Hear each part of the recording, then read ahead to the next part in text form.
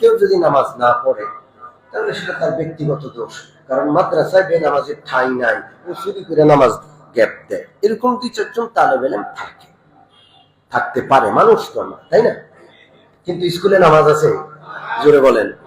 না শিক্ষক নামাজি, না ছাত্র নামাজি, সব বেনামাজের গোষ্ঠী।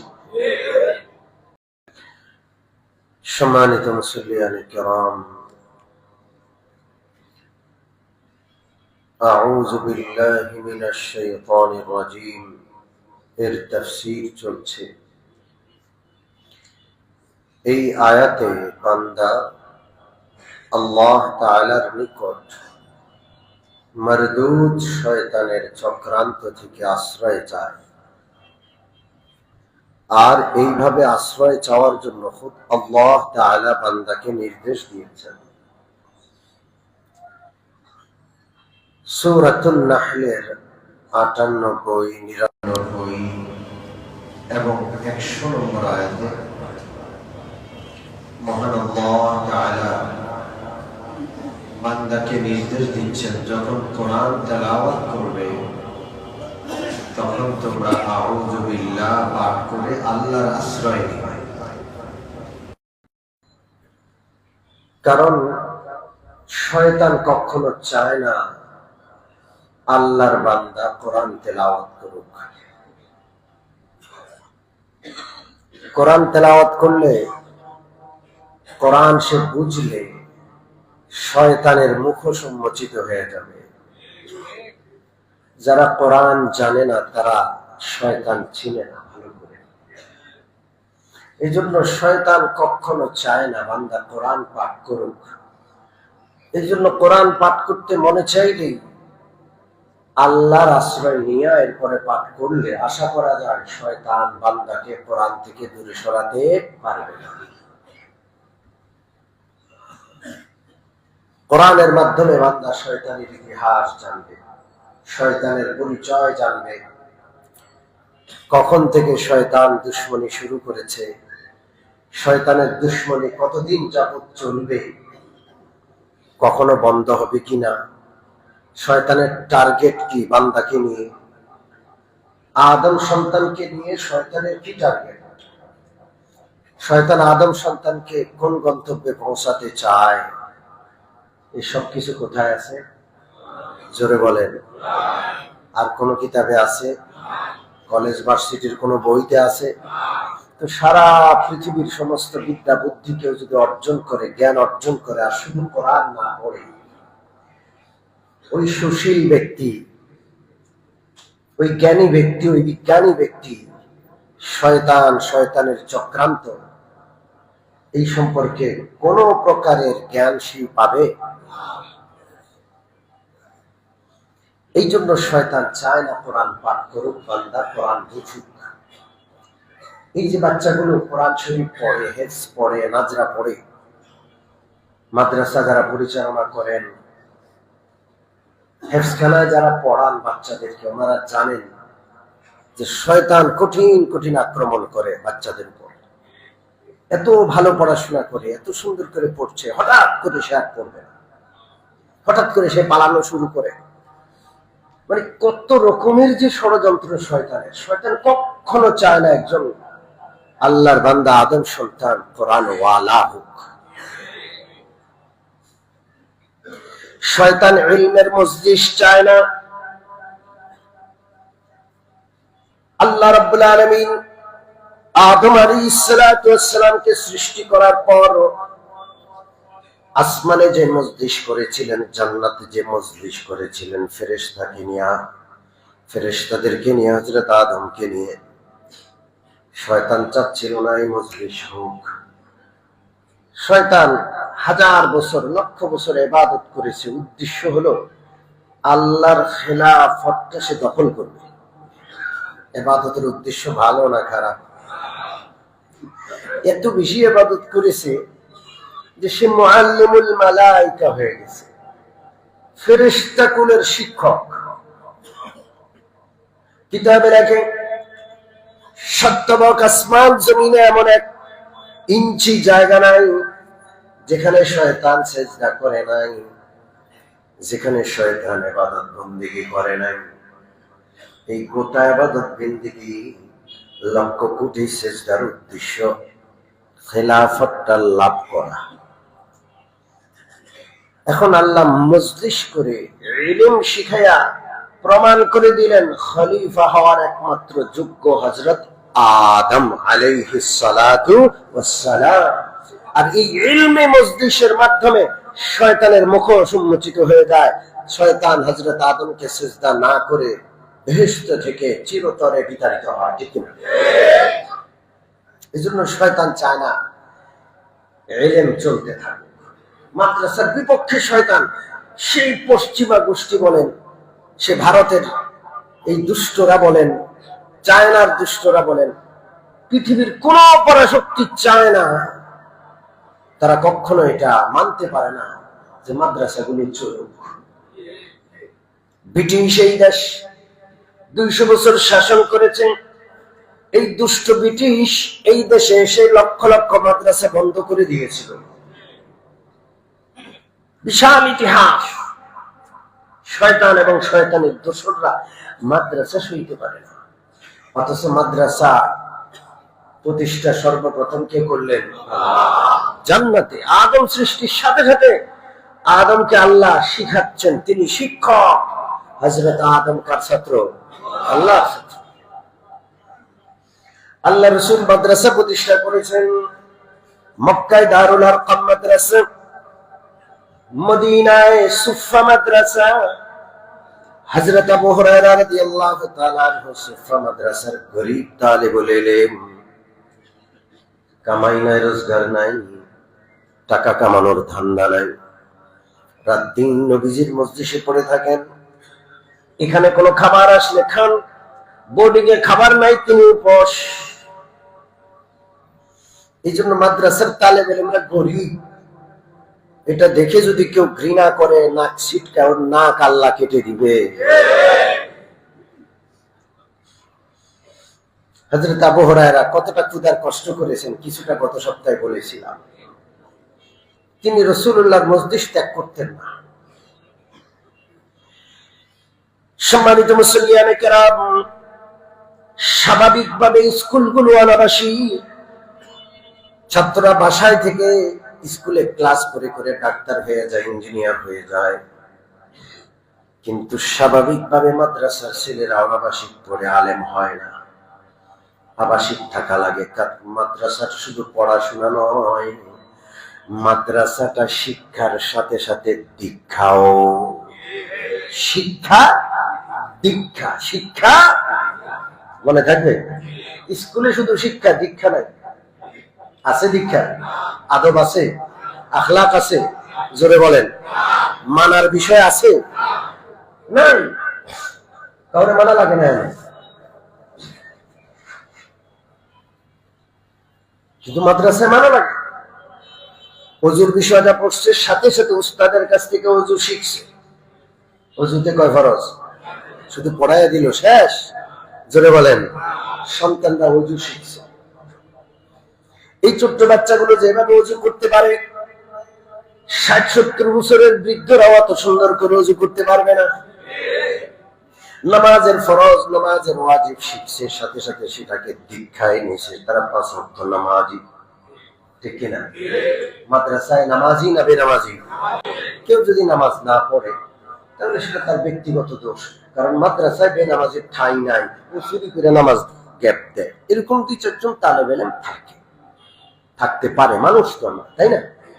কিন্তু স্কুলে নামাজ আছে? জোরে বলেন। না শিক্ষক নামাজি, না ছাত্র নামাজি, সব বেনামাজের গোষ্ঠী। আমার বাসার সামনে একটা স্কুল আছে, একেবারে স্কুলের দেয়াল সংলগ্ন কবরস্থান, কবরস্থানের দেয়াল সংলগ্ন মসজিদ। ডিসেম্বর মাস, একদল ছাত্র বিদায় নিচ্ছে, আরেকদল ছাত্র ক্লাস 10-এ উঠতেছে, এরকম না? কি কয় দিলে? হ্যাঁ, বিদায় অনুষ্ঠান, নবীন বরণ, প্রবীণ বিদায় নাকি জানি। এত জোরে গান ছাড়ছে, আমার মনে হয় মুখ দ্বারা কাঁপা শুরু করছে। কারণ কিসের সাথে লাগানো? কবরস্থানের ওয়ালের সাথে স্কুলের ওয়াল লাগানো। না শিক্ষকের অনুভূতি, না ছাত্রদের অনুভূতি। আল্লাহ, কি বলবো, কিসের শিক্ষা? এগুলি শিক্ষা কর, এগুলোকে শিক্ষা বলে? যে শিক্ষার সাথে দীক্ষা না, এটা কিসের শিক্ষা? এখানে জানার দীক্ষা হয়, এখানে ট্রান্সজেন্ডার শিখানো হয়, আরো কত কি শিখানো হয়, সুদ শিখানো হয়, আল্লাহর সাথে যুক্ত শিখানো হয়।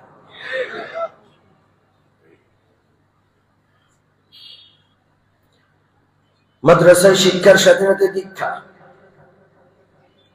এই জন্য হযরত আবু হুরায়রা রাদিয়াল্লাহু তাআলা আনহুর মতো যে সকল তালেবে ইলম মাদ্রাসায় আবাসিক থাকে তারা আলেম হয়ে যায়। অনাবাসিক থাকলে বড় কঠিন। 24 ঘন্টা একটা পরিবেশ। ঘুম থেকে কয়টায় উঠবে মাদ্রাসায় লেখা আছে, উস্তাদ উঠে যায়, ছাত্র উঠে যায় ফজরের আজানের আগে, ঠিক কিনা? ফজরের নামাজ হয় না? হয় না? নাবালেগ 5 বছরের বাচ্চাদের মাদ্রাসায় দিয়েছেন, ও ফজরের নামাজ পড়তে হয়, মাফাজে নির্দিষ্ট সময়, আবার দিনের বেলায় ঘুম, নির্দিষ্ট সময় খাবার। বাচ্চাদেরকে খানা খাওয়ানো কত কঠিন মা বাবারা জানে, কিন্তু একটা বাচ্চা যখন মাদ্রাসায় আবাসিক থাকে অন্য অন্য বাচ্চাদের সাথে খাইতে বসে, সবার খাওয়া দেখতে দেখতে সেও খেয়ে ফেলে। কথা কি বুঝতে পারছেন? আমরা দীক্ষা দিই, নামাজ শিখাই, রোজা শিখাই, তাহারত পবিত্রতা শিখাই, আদব আখলাক শিখাই। আমাদের মাদ্রাসার উস্তাদদের 24টা ঘন্টা ছাত্র পিছনে, এক একজন তালেব ইলম ধীরে ধীরে ধীরে ধীরে গড়ে উঠে। গড়তে অনেক কষ্ট, ভাঙতে কোনো কষ্ট নেই। একটা গ্লাস চায়না থেকে গড়ে এসেছে, জাপান থেকে গড়ে এসেছে, কিন্তু এই গ্লাসটা ভাঙতে জাপান যাওয়া লাগবে না, এখানে ফেলে দেন, ভেঙে যাবে, নষ্ট হইতে সময় লাগে না। আমরা বাচ্চাদেরকে যখন মাদ্রাসার ছুটি দেই, পরীক্ষার পরে 7 দিন 10 দিন, আমরা অনেক ভয় পাই। আমার বাচ্চাটা যখন মাদ্রাসা থেকে বাসায় আসে, আমি নিজে বাবা, আমি সবসময় ভয়ে থাকি সে আসছে কিনা, নামাজ পড়তে যাচ্ছে কিনা, নামাজের থেকে সে ঠিক মতো ঘরে আসছে কিনা, নাকি অন্য ছেলেদের সাথে ঘুরতে চলে যাচ্ছে, আমি ভয় পাই। ভাঙতে সময় লাগে না, গড়তে সময় লাগে। আমাদের আজকে আমরা আলেম, আমরা আপনাদের সঙ্গে কথা বলছি, আমরা এর যোগ্য হইতাম না যদি কওমি মাদ্রাসা না থাকতো। আমাদের উস্তাদরা যদি আমাদের আদব না শিখাইতেন, পড়াশোনা শিক্ষার সাথে দীক্ষা না দিতেন, আমরা আপনাদের সামনে কথা বলতে পারতাম। আমাদের পিঠের চামড়া খুলে উস্তাদদের পায়ের জুতা বানায় দিল, ঋণ শোধ হবে না।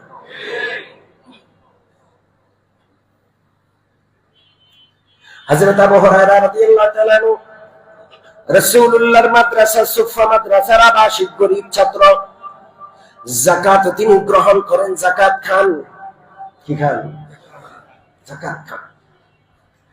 এই জন্য খবরদার, মাদ্রাসায় যাকাত দিতে যারা নিষেধ করে তারা সরাসরি আল্লাহর বিপক্ষে যায়, রাসূলুল্লাহর বিপক্ষে যায়। পবিত্র কোরআনের সূরাতুল বাকারা 274 নম্বর আয়াত, আল্লাহ সুপারিশ করছেন, ওদেরকে তোমরা যাকাত দাও, ওদেরকে দান করো যারা আবু হুরায়রার মতো, উহসিনু ফি সাবিলিল্লাহ, যারা নিজেকে আবদ্ধ রাখে আল্লাহর রাস্তায়, লা ইস্তাতিউনা দারবান ফিল আরদ, তারা কামাই রোজগারে নামতে পারে না, এদিক সেদিক যাইতে পারে না, মাদ্রাসায় আবদ্ধ। কারণ ওই ছেলেটা যদি মাদ্রাসায় 24 ঘন্টা না থাকে সে হাফেজ হবে না, ছেলেটা যদি মাদ্রাসায় 24 ঘন্টা না পড়ে সে বড় আলেম হবে না। এজন্য তাকে সেখানে আবদ্ধ থাকতে হয়। আর এই আবদ্ধ থেকে যারা দ্বীনে ইলম শিখছে, দ্বীনের কাজ করছে, তারা আল্লাহর সুপারিশ মতে যাকাত হোক, দান হোক, সাদাকা হোক, সবার আগে পাওয়ার উপযুক্ত। আর আপনি কোন মাদ্রাসায় যাকাত দিয়েন না? আছে না নাই? আমার প্রিয় সাদপন্থী ভাইরা, ওনার মাদ্রাসায় যাকাত দিতে নিষেধ করে। সাদ সাদের একটা ফতোয়া আছে, মাদ্রাসায় যাকাত দিলে নাকি যাকাত আদায় হবে না। আল্লাহ সাত সাতকে হেদায়েত করুন। উনি চান না যে মাদ্রাসাগুলো সচল থাকুক। মাদ্রাসাগুলোতে বেশিরভাগ তালেব ইলম হযরত আবু হুরায়রার মতো। ধনী মানুষের ছেলেদের কপালে ইলম থাকে না,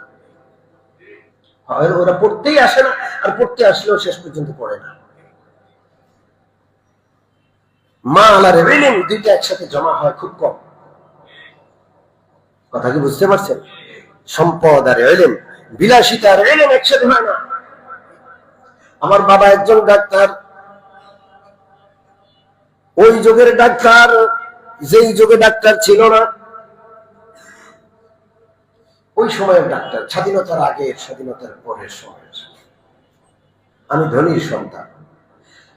আমার তালেব ইলমি জমানায় আমার বাবা আমাকে তোষক বানায় দেয় নাই। আমি খাতায় শুয়েছি, কাঁথায় কাঁথায়। আমি তো ছোট্ট মানুষ, বুঝতাম না। আমার বড় ভাই আব্বার কাছে দাবি করছিলেন যে আব্বাজান একটা তোষক বানায় দেন। আব্বাজান বলছেন, আমি গরিবের ছেলে, কাঁথায় থেকে ডাক্তারি পড়ছি, তোমরা ইলম শিখতেছো, ইলমের সাথে মুশাক্কাতের সম্পর্ক, মুজাহাদার সম্পর্ক, তোষকে থেকে ইলম শিখা হবে না। বাংলাদেশে জালালাইন পর্যন্ত পড়ছি কাঁথায় থেকে। আমাদের সাথীরা এসে ডাক্তারের ভূত কাঁথার মধ্যে শরম লাগে না? আমারে বলবো। দারুল উলুম দেওবন্দে গেছি যখন, মেশকাতের বছর, ওখানে এত শীত, এত শীত ওখানে। উত্তরপ্রদেশ, ইন্ডিয়ায় এক একবার সূর্য চলে গেলে 15-20 দিন সূর্য আর ওঠে না, আকাশ মেঘলা, কুয়াশা, এত শীত। ওখানে গিয়ে বাধ্য হয়েছি তোষক বানাইতে। দারুল উলুম থেকে একটা ল্যাব দিত আমাদের, সেই ল্যাব আর একটা তোষক আমরা নিচে বানাইছি। এই তোষক আমার জীবনের শেষে বানানো। আমরা কাঁথায় থেকে পড়াশোনা করছি। আমার বাবা সব সময় বলতেন, এখন তো বিছনায় শয্যাশায়ী হয়ে গেছেন আজকে 2 মাস যাবত, আল্লাহ যেন আমার বাবাকে হায়াত থাকলে নেক হায়াত দান করে দেন, হায়াত না থাকলে আল্লাহ কষ্ট না দিয়ে ইমানের সাথে জান্নাতের মেহমান বানায় নিয়ে যান। ইলমের সাথে মুশাক্কাতের সম্পর্ক, ইলমের সাথে গুরবত, ইলমের সাথে অভাবের সম্পর্ক। এই জন্য রাসূলুল্লাহ ধনী হন নাই। রাসূলুল্লাহ যদি স্বর্ণের পাহাড় গ্রহণ করে নিতেন, আল্লাহ রাসূল বলেন, ও আয়েশা, আল্লাহ রাব্বুল আলামিন আমাকে প্রস্তাব দিয়েছেন আমার সাথে সাথে মক্কার পাহাড়গুলো, মদিনার পাহাড়গুলো সোনা হয়ে আমার সাথে সাথে চলবে। আমি আল্লাহর সেই প্রস্তাব গ্রহণ করি নাই। আল্লাহকে বলেছি, আল্লাহ আমি এত সোনা, এত অর্থ চাই না। আমি চাই এক বেলায় খাইবো, আরেক বেলায় উপাস থাকবো। যেই বেলায় খাবো ওই বেলায় আপনার শুকর গুজারি করব, যেই বেলায় খাবার জুটবে না সেই বেলায় আপনার সবর করব। মাদ্রাসার সাথে কষ্টের সম্পর্ক। এই জন্য মাদ্রাসার গরিব তালেব ইলমদেরকে আপনি মূল্যায়ন না করলে কিছু যায় আসে না। এদের মূল্যায়ন আসমানের রহমতের ফেরেশতারা করে, এদের মূল্যায়ন আল্লাহ করে। হযরত আবু হুরায়রা সুফা মাদ্রাসার তালেবুল ইলম, রাত দিন নবীর দরবারে পড়ে থাকে, একটা মুহূর্তের জন্য কোথাও যায় না, খেয়ে না খেয়ে অভুক্ত অবস্থায় রাসূলুল্লাহর দরবারে পড়ে থাকে। একদিন আল্লাহর রাসূলকে বললেন, পরিবার নাই, পরিজন নাই, আত্মীয় নাই, কিচ্ছু নাই। রাসূলুল্লাহকে বললেন, ইয়া রাসূলুল্লাহ, আমি তো রাত দিন আপনার এখানে পড়ে থাকি, কিন্তু আমার কিচ্ছু মনে থাকে না, আমি সব ভুলে যাই। আপনি যা বলেন মুখস্থ রাখার চেষ্টা করি, কিন্তু ভুলে যাই। বুখারীর হাদিস আমার সামনে আছে, ইলম অধ্যায় 22 নম্বর পৃষ্ঠার শেষে হাদিসটা আছে। বলতু ইয়া রাসূলুল্লাহ, ইন্নী আসমাউ মিনকা হাদিসান কাসীরান আনসাহু। ওগো আল্লাহর নবী, আপনার কাছ থেকে কত হাদিস আমি শুনি, মনে থাকে না, আমি সব ভুলে যাই, আমার ভুলার রোগ। আফাতুল ইলমি আন-নিসিয়ান, একটা প্রবাদ আছে, ইলম শিখার পথে সবচেয়ে বড় মুসিবত হলো ভুলে যাওয়া। কি করি আমরা? জোরে বলেন। এখন পড়ি, এখন ভুলে যাই।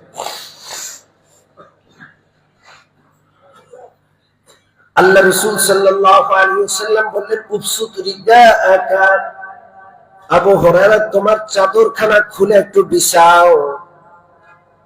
চাদরখানা খুলে একটু কি করো? জোরে বলে। শিক্ষক হতে হয় মার বাবা দুজনের দয়া মায়া নিয়ে, ঠিক না? স্কুলের শিক্ষকরা কি এমন কথা কয় না, খালি পয়সা চাই, কোচিং কোচিং, ঠিক না? আর মাদ্রাসার উস্তাদরা বাচ্চা পেশাব করে দেয়, মাও নাই বাপও নাই, পরিষ্কার করে কে? উস্তাদ। বাচ্চা গোসল করতে পারে না, শিখায়া দেয় কে? দাঁত, ছোট বাচ্চাদের দাঁত পড়ে, জানেননি আপনারা? ঠিক মতো না ভালাইলে একটার উপর দিয়ে আরেকটা উঠে যায়, দাঁতের খবর রাখে উস্তাদ। যে আমার এই বাচ্চাটা, এই ছাত্রটা ছোট্ট মা বাবা রেখে গেছে, ওর দাঁত না একটার ভিতর দিয়ে আরেকটা উঠে যায়, খবর রাখে। গোসল করতে পারে না, সন্তানটাকে নিজের সন্তানের মতো করে ওস্তাদি গোসল করায় দেয়। খাইতে জানে না, ওস্তাদ তাকে খাওয়ায়া দেন। এত আদর করে করে বাচ্চাদেরকে মানুষ করে। এরপরে ওস্তাদরা, আলেমরা খারাপ, আলেমদের কত বদনামি শেষ নাই। আল্লাহ দেখেন, রাসূলুল্লাহর কাছে আবু হুরায়রা বলছে, আবু হুরায়রা কেউ নাই, ওগো আল্লাহর নবী মুখস্থ থাকে না, কি করি? রাসূলুল্লাহ বললেন, চাদরটা খোলো, বিছাও।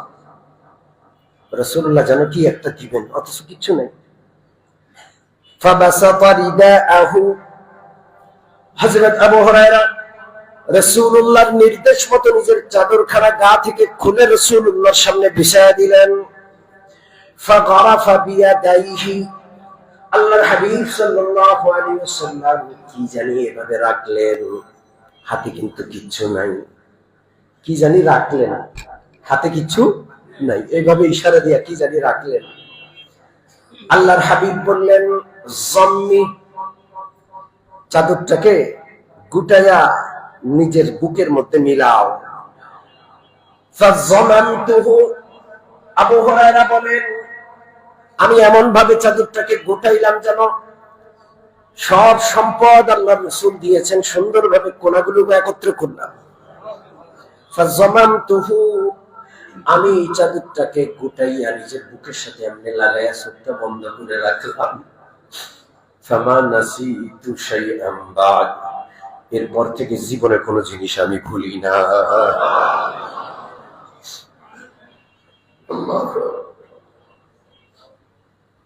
ওই আবু হুরায়রা যাকাত খাওয়া মানুষ, কি খাওয়া মানুষ?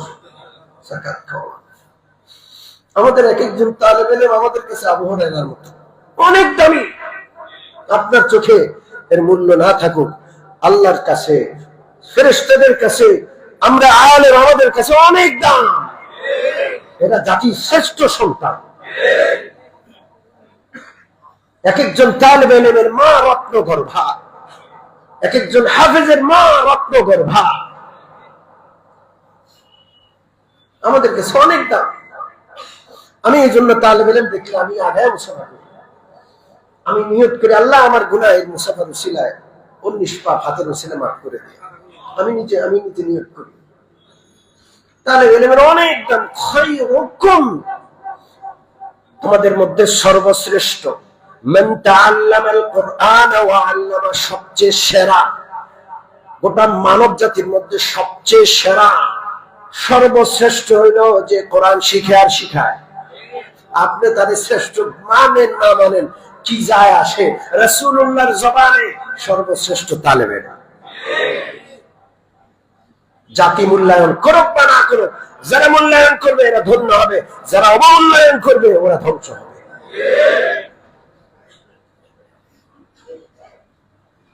সম্মানিত উপস্থিতি, এই জন্য ইলমে দ্বীন শিখবো, ইনশাআল্লাহ শিখবো। শয়তানের মুখোশ উন্মোচন হবে। শয়তান চায় না যে কেউ ইলমে দ্বীন শিখুক। আপনি কি শয়তানকে খুশি করবেন? কাকে খুশি করবেন? আপনার কলিজার টুকরা সন্তানকে সেরা বানানোর নিয়ত করেন, তার হাতে কোরআন তুলে দিবেন, সে গোটা মানবের সেরা হবে ইনশাআল্লাহ। ইনশাআল্লাহ বলেন। সম্মানিত উপস্থিতি, ইলম সম্পর্কে এত কথা বলে শেষ করা যাবে না, এত কথা।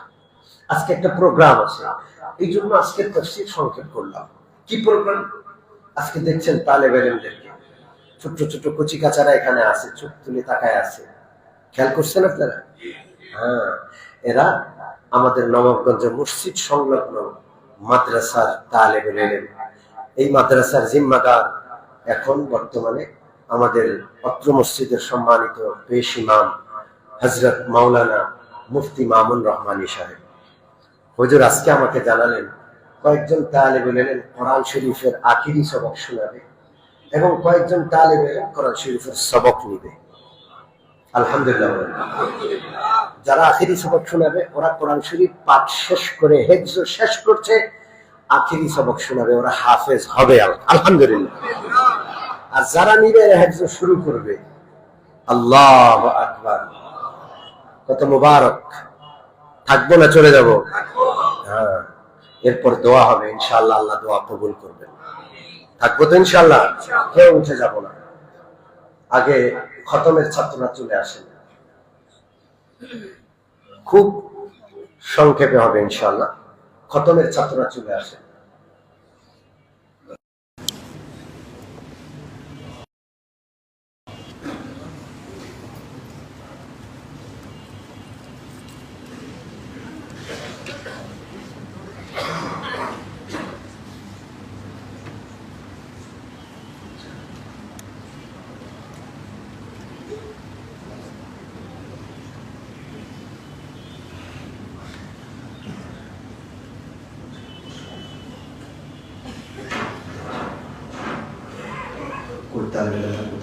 কয়জন যাবে? মাশাআল্লাহ, 6 জন চলে আসেন সবাই।